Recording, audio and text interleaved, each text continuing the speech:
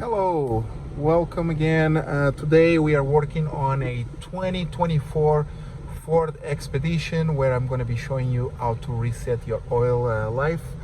Very simple. After an oil change, it takes 10 seconds. So basically you just need to go to your menu with your right hand control here on this side, scroll down with the arrow to vehicle information.